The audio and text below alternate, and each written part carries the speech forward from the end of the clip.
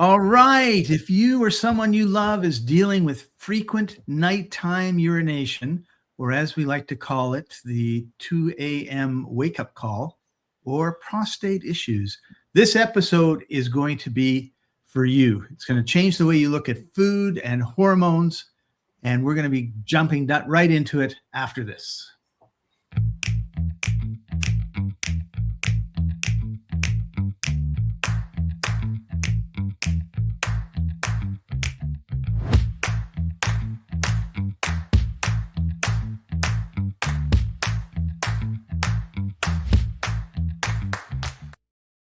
Welcome, everybody. This is the Life Enthusiast Health Shot podcast, restoring vitality to you and the planet. I'm your co-host, Scott Paton. Joining us, as usual, health engineer Martin Pytela. Martin, you're looking very, very dapper and debonair today. I just turned up from a haircut, and so I'm just showing off that on top I have more than you. On the sides, I have less. Yeah, and I had it buzzed away. Martin told me that he was going to go have his haircut about an hour and a half before our live stream, and I thought, oh, he's never going to make it. So I was totally prepared to run the show live by myself until you showed up, Martin. You showed up with like minus 10 seconds to spare. So indeed, living dangerously. Okay, and we have a comment from George that I'd like us to bring up, because this just shows you dedication. Here, oops. Oh, thought John disappeared. So greetings, Scott and Martin. I have a video conference with the VA, I think that's Veterans Association, at 2 o'clock, 1400 hours. Try to make this episode at 1430. Cheers. And I just thought, wow, you know, when viewers comment why they're not here. But one, he uses the military time. Yes. Right. And two, veteran, is it administration? Something like that. Yeah. Well, anyway, yeah, he's a veteran. He is an awesome dude. And George, if you're not watching it live, we think of you. Always. I hope they treat you with respect. Yeah. Yes, that's for sure. And they should. All right. Yeah. Today, we're going to break down 11 best foods, according to ChatGPT, to support your healthy prostate. And that may mean that in the conversation, Martin's going to tell us that actually is incorrect. And I know it's going to be wrong, because what could be healthy for me might not be healthy for Martin, because we have metabolic differences and individualities, which, of course, everyone forgets when they talk about health. They think one Band-Aid will fit all problems, and that's not the case. And to illustrate, may I? Yes. There are, in my mind, two reasons that you get woken up by your bladder. And one is that the pH of the urine in there is too acidic. It's irritating to the walls, and the body says, get this out of here. And the other would be the inflammatory reaction upstream, when you have a histamine reaction to stuff you eat. And so if there's already a lot of histamine circulating, it gets in your bladder, and same effect, get this out of here. And I can promise you that if you feed me chicken, I'll have to get up in the middle of the night. If you feed me lamb, I will not. That's me. Because my blood type is okay with lamb and not okay with chicken. Interesting. Yeah. So one of the things that people say is, hey, you've got a prostate problem. Is that part of waking up in the middle of the night? It could be, because if the prostate is enlarged, it's pushing into the space of the bladder. So you have less of a room. Right. But relatively speaking, I don't think that's the biggest reason. Okay. Yeah, that's right. The prostate, if it's larger, it's going to press on the bladder, which adds to the frequent urination. But women have frequent urination and they don't have a prostate. So go Right. figure. Right. Okay, so there are a couple other causes of nighttime urination I want to just touch on briefly. One, and there's 4 of them, so let me just say the 4 and then you go after them. Type 2 diabetes or pre-diabetes, high carb diets. We keep getting into this high carb problem, right? And I'm so glad that they flipped the pyramid over so that now it's like, don't eat so much carbs. And I'm always shocked when I walked into the grocery stores, like, carb, carb, carb, carb, carb, carb. You can't walk down an aisle without it being carbs, right? Really difficult. It's the most affordable form of energy that we can have in form of food. Yeah. Alcohol, caffeine, excess fluids at night. The excess fluids at night, I'm guilty of that. Like, I'll have half of a glass of water, like this size, before I go to bed. Now, not necessarily this when I jump into bed. I'll drink the first half at bedtime and the other half when I wake up in the middle of the night. Yeah. So I don't know about excess fluids. Although now, when I was in South Africa, I messaged you because you had given me, I had bought some prills which structure water, right? Yeah, so I put these I did what you said. I put them into a glass container, filled it up with water, let it sit overnight, dumped it, filled it up with water, let it sit overnight, and then I started drinking it. And I wasn't drinking a lot more than I was normally drinking, but I was peeing out over a quart in the middle of the night. Ask me how I know. I had a quart bottle because I was upstairs. There was no bathroom upstairs, and I didn't want to walk downstairs in the middle of the night and fall. So I wake up in the morning, quart jar. I even showed you, right? Like, look how much is coming out. And you said, yeah, like you're flushing out stuff that had never been flushed out. And all, it was working better. And of course, now I'm not doing that at all. I'm back to normal, even though I'm still using the structured water. But so that you're flushing things out. So excess fluids at night or during the day, or not even excess, if it's actually doing its job, you may find that all of a sudden, like, oh my, I'm not just peeing a little bit. I'm having trouble recalling the name of the hormone, but there is a specific hormone that is urine retention capability. And young people have loads of it and old people don't. And I'm watching, sure enough, I forgot to take away my phones. We're a busy office. Well, that too, but it's my job to take them away. And today I was late arriving. So I'll say it one more time. My grandsons, they don't have to go for hours on end. Just don't. They come home from school and we ask them, do you need to go? No. An hour later or 2 hours later, okay, maybe. Right? So you can take them for a car ride that's 4 hours long. They don't complain. They don't have the need because their body is able to hold it. And you and I are saying, stop, there's a tree. 2 hours. 2 hours is my car ride limit. I have to break it up. Mind you, I want to stretch my legs anyway. Right. So that reminds me, I'm in Canada right now. I'm visiting my mom, who's 93 years old, and she comments the other day. She says, "You're going to the bathroom a lot," and I thought, like, am I? And then it's like I counted how many times I went, and it worked out to every 2.5, 3 hours, right? And I thought, well, no, that's good and normal, right? Yeah. You may be, people around you may have some issue and they don't go for a long time, or they're constipated and they don't go for a long time and they think it's normal, right? So the lesson here is don't assume when somebody says something and it's somewhat critical, or you take it somewhat critically, which is what I did. Like, oh, it must be something wrong if I'm going this often. No, you have to figure out what it is for yourself. And I would just to say that you're normal for a something 60 plus fellow who's just not 10 years old anymore.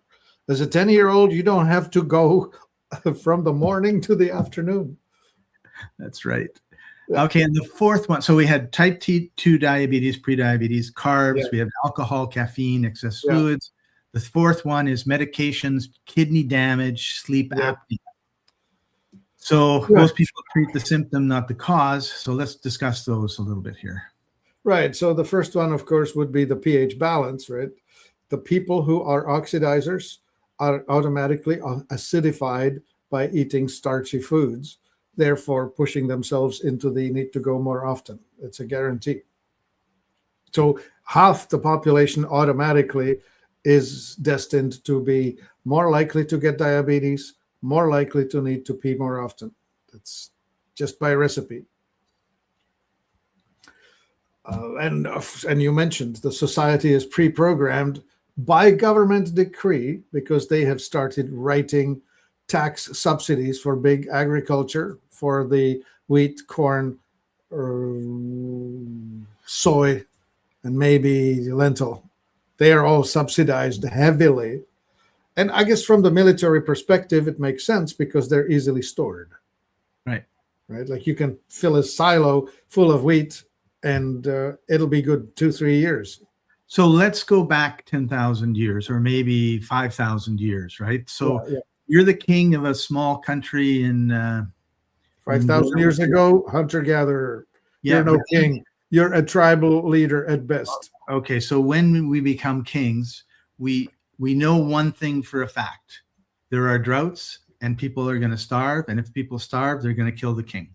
So what does a king do? He finds something that he can store away for a non-rainy day, right? And what is that? That's rice, wheat, that sort of thing, carbs. Yeah. You can't, there's no refrigeration, there's no freezers, you can't store meat. So what do? So that's what they did. And then all of a sudden there was no rain and the crops failed. No problem. They pull out a couple, cartloads of wheat and they grind the wheat. They make bread, manna, right? They survive. Yeah. And we've just taken, and now we live in a world where, yes, there's a drought over there, but we get food from over there. So we don't need to worry about starving. And what do we still do? The same thing that the king did. He just gives us the bad, I'll say bad food. And when we should, like those subsidies, like they should say, okay, we need a year's worth of food, like season to season, and we're going to stick it here. And you hear stories about, huge warehouses full of butter and stuff. But what should we be subsidizing? We should be subsidizing good organic growing of meat and vegetables and fruit, as opposed to subsidizing this crap that you end up eating all the time. We should have grass-fed cow on the hoof out there grazing in the forest or in the meadow, saying, well, when we need you, we'll hunt you down and we'll eat you. Right. Yeah. Okay, so that's the carb stuff. Alcohol, caffeine. Well, so those would be the irritants, right? Like the drugs will cause dysregulation of normal physiology and cause you all kinds of issues. But the most interesting ones are the histamine triggers. So you have foods that are rich in histamine, like chocolate and strawberries, and fermented foods like sauerkraut and aged cheese and salami. Those are all things that will automatically supply you with more histamine, which will be more triggering to frequent urination than not. Right. And cool. then there are the accumulators. Cinnamon's one of them. And what else? Do you mean by accumulator? It will gather up all available, hold on to it longer. Oh, like absorbing. Rather than supplying it, it's just hurting your current supply. So would that increase your peeing or decrease it? Likely increase. Okay. Yeah, cinnamon bun would probably be a nice thing to eat for dinner if you want to wake up in the middle of the night. Got it. Yeah. Okay. Yeah. So we're going to veer into the realm of enlarged prostate, because for us guys, if we don't want it, and also that possibility is for why. Yeah. So first of all, what's DHT? Oh, dihydrotestosterone. That's a hormone that is the incorrect metabolite of, people say, testosterone, but more than that, it's the metabolite of estrogen. So the weirdest thing with men is that when they make an excess of DHT, they have this pattern baldness like what you have. And so it's likely that you don't metabolize grains and seeds and the nuts in a way that allows you to not make phytoestrogen, which then gets metabolized into DHT, which then causes you to lose your hair sooner than not. And it could affect your prostate. Well, that too, but more than anything, it affects your liver, which is interesting. Now, the prostate business is interesting in the following way. Iodine. Iodine deficiency, more than anything, will cause hypertrophic prostate issues. I've had multiple guys to whom I say, start taking iodine and call me in 3 months. And sure enough, prostate size reduced. Cool. Oh, he's back. Welcome, George. We shared your original comment. Appreciate having you with us. And he also says, I don't have to pee at night anymore, but my stream is always slow and emptying takes forever. Well, I have some hopefully good news for you, George. My stream, I'm amazed, it's like a fire hose. However, it's like a fire hose and then it drips for about 3 minutes. So can't get the last bit out. But, oh God. Yeah. So iodine is good. All right. So I know we have a liquid iodine in our store. Would you take like a little spoon and put it into some water and drink it? Like, how would you? Iodine? Yeah. Yeah, iodine in water, drops in water. Okay. Don't take it straight. It tastes awful. Yeah. And of course, that is the big lesson, right? If it tastes great, chances are it's addictive and it doesn't help. But if it tastes terrible or it doesn't taste like anything, then it's probably good for you. Okay, so that would be my number one go-to. What did you find in the records of the? Well, they talked about inhibitors, and they had 4 herbs: saul, palmetto, stinging nettle root, pumpkin seed oil, and milk thistle. So I thought we should talk about. Okay, those are all well worth having in your diet. Yeah. Okay, well, so let's start with the saul palmetto. That's famous for damn it, the calls. It's famous for getting you the beta glucans. 1,3 beta glucan is the stuff that is anti-inflammatory in all organs, but especially for the prostate, for sure. Stinging nettle root? Yeah, stinging nettle is a phenomenal anti-allergenic. It's great for anything allergy related. So it will make you less allergic to everything, therefore lesser reaction like that. Yeah. And then the pumpkin seed oil, that's an interesting oil. I've seen it, but it's not one I've paid any attention to. Yeah, this especially comes to the Austrian or Styrian pumpkin seed, because the pumpkin in Styria is different. It's greenish rather than pinkish or orange. And it's more green, and it's very good at having the type of nutrients that are anti-inflammatory in general. In fact, we do sell pumpkin seed oil, and we do sell pumpkin seed protein, and those are 2 different things, but they both are very helpful. Great. Getting back to the iodine, Dave says, I'm taking 10 drops of thyroidine, one of our products, per day for months now. And Dave, have you noticed a difference? Have you, what has your observations been? We're very curious to hear. Yeah, I've been taking 6 drops for years. It will depend on a person. It will depend on your genetics, whether you need a lot or not. Okay. But the best indicator, of course, is that your morning temperature is at 98 degrees or better Fahrenheit, or 36.5 Celsius. Okay. The last one you mentioned was something Milk. root. Was it milk? Oh, milk. So that's a liver tonic, right? Milk thistle is awesome at liver, and again, your liver is responsible for methylation. Methylation is what reduces the toxicity of things in the body. If you fix your liver, everything else functions better in your body. So yeah, liver is one of those foundational things, isn't it? Yeah, of course. Of course. Yeah, you say of course, but the average person doesn't pay any attention to their liver.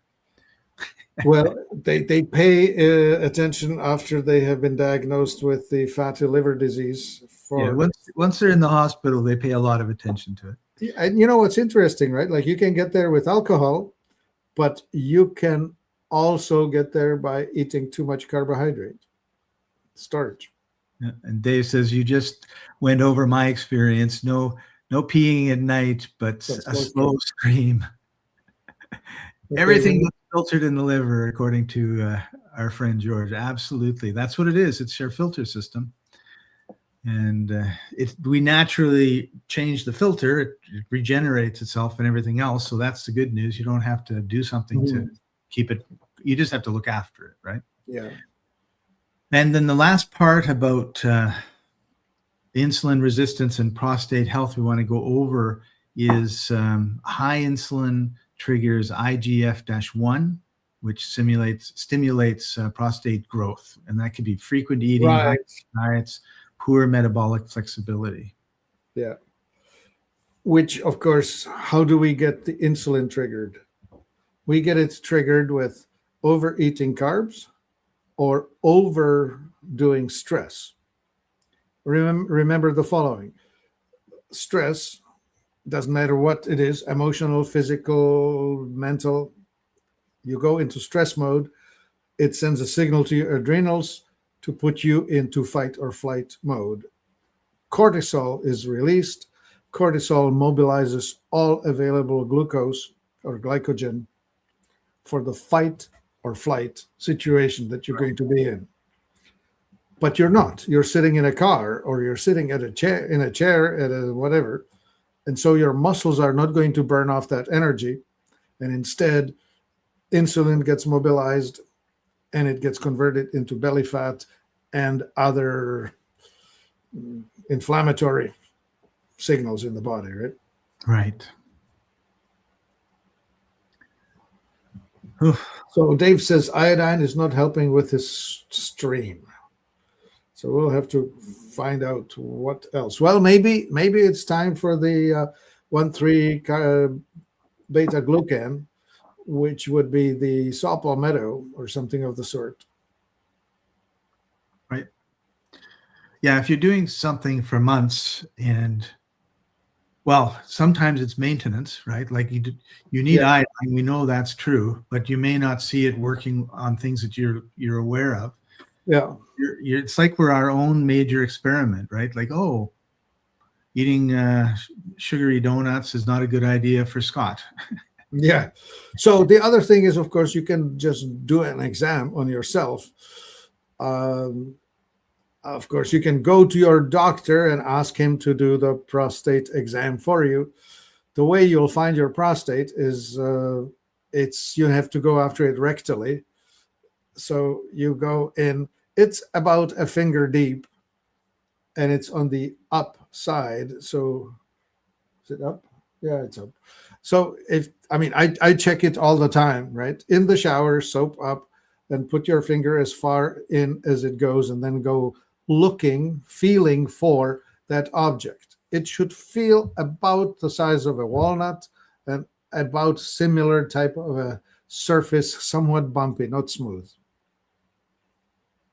So that's where you'll find it. So if it's big, you'll know about it because you'll feel it big. Yeah, he calls it wazoo. I don't know. Well, it's the rectal axis. Yeah. I guess most guys will feel a little uneasy about it. Yes.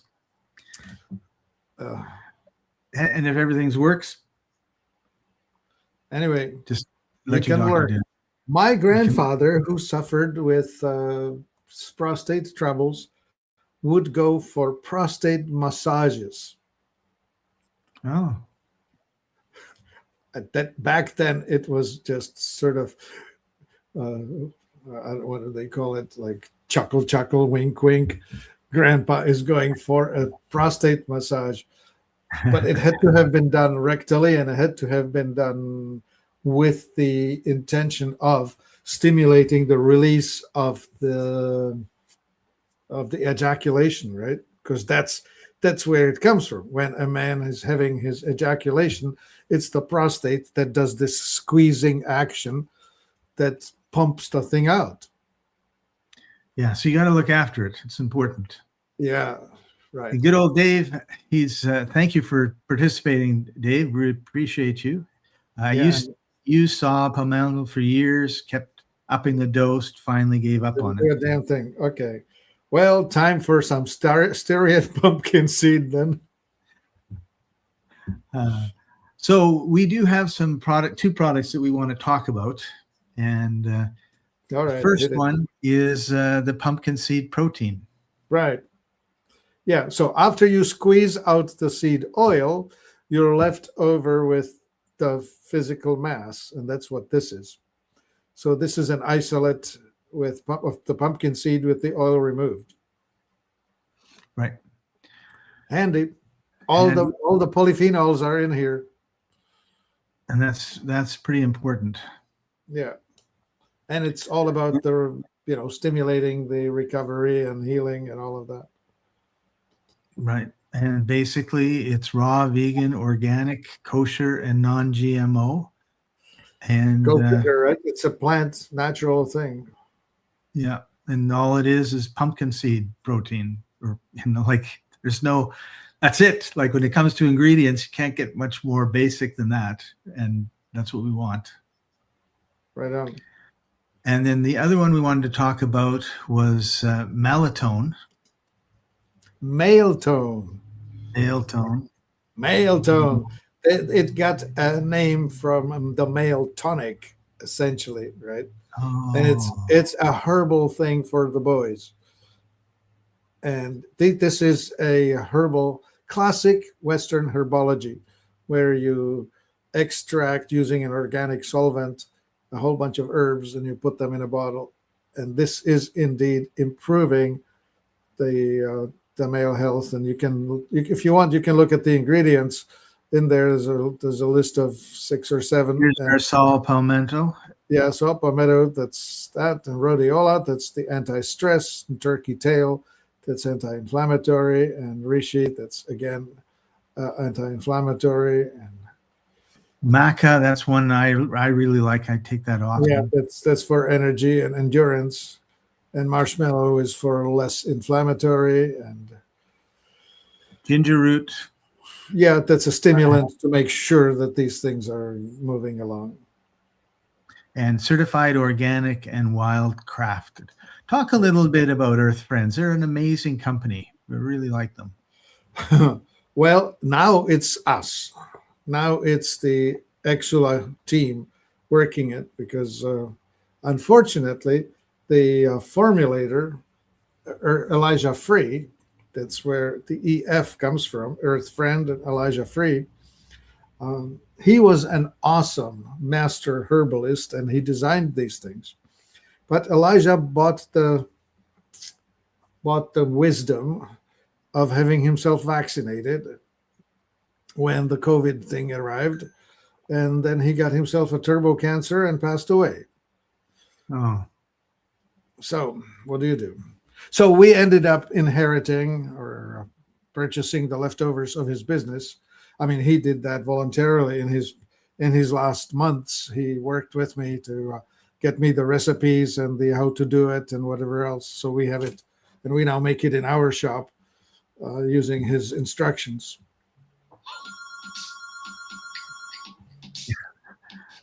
Thanks a lot, Big Pharma. That's George, you hit the nail on the head there. Yeah. So I want to talk about this just for a second, because how often does somebody come to kind of the end of their term here and then say, you know what, Martin, you've been such a big supporter of us. Your philosophy aligns with ours, and we don't want this to end, and we trust you to keep it going. I think that's really a huge testament to you and the work that you've done over the last 40 odd years. True enough. Yeah. It's really hard to fake trust, right?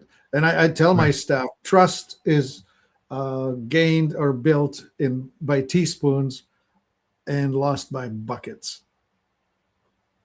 Yeah, George, exactly. Yes. Right. Yeah. All right. Okay. So if your prostate is enlarged, you need to do something about it. There's lots of things that you can do about it that don't cause bigger problems. Yep. And if you're peeing in the middle of the night,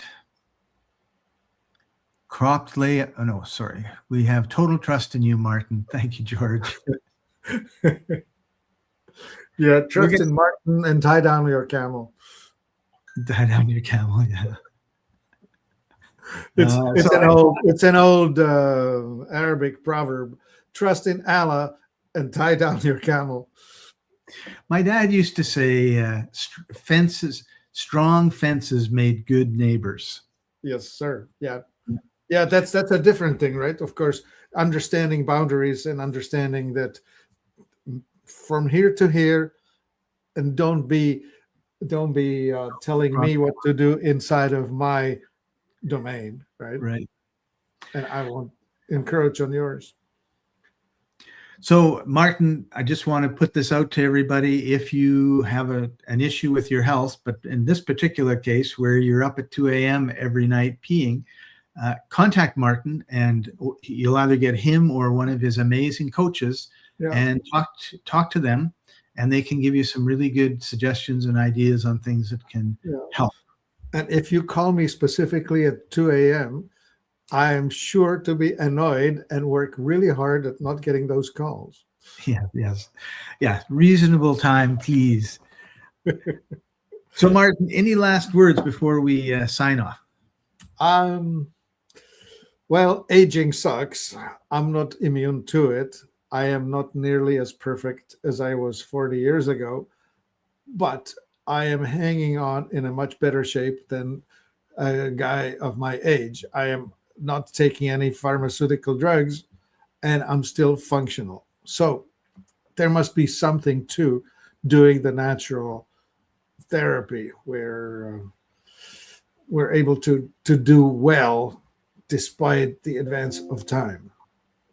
So I would encourage every one of you to contemplate that there are natural means to get better function, and they include understanding which foods or combination of foods are compatible with your genetics. So start from there. Metabolic typing really helps people understand what's going to keep them healthy, and then supplying the necessary baseline ingredients. Iodine is one of them. All of us thyroid dominant people, and I think it's about half the population, need more iodine than the other types. So contemplate that. And I'll throw this in, and that is, I keep thinking, oh, I need more iodine. And then I look at my Exela product, whether it's Iridessa or Heart Studies Formula or Lazarus, and there it's in there. It is. Yeah, we need a little bit more, but it's there. So it's really important that you get a good superfood that's a basis of your diet, because that gives you all that different variety and all those things that we don't normally, we don't get in a box. I'll put it to you that way, right? Yep. And Dave says, yeah, amen. I take no pharmaceuticals either. Yes. Well, we're creating our community of people that know that you can take a pill for a long time, and then you have to take another pill for a long time, and then you have to take a third pill from a long time. And you're making it people very, very rich who have no concern about your health. So with that, thank you everybody for joining us. Thank you, Martin, for taking time out of your busy day. I know you've got a lot of calls you've got to return now. And you've been watching or listening to, depending on how you're consuming this information, the Life Enthusiast Health Shots podcast, restoring vitality to you and the planet. See you next time, everybody. Bye-bye. Bye-bye. Thank you. My body's a temple, but the walls are cracked.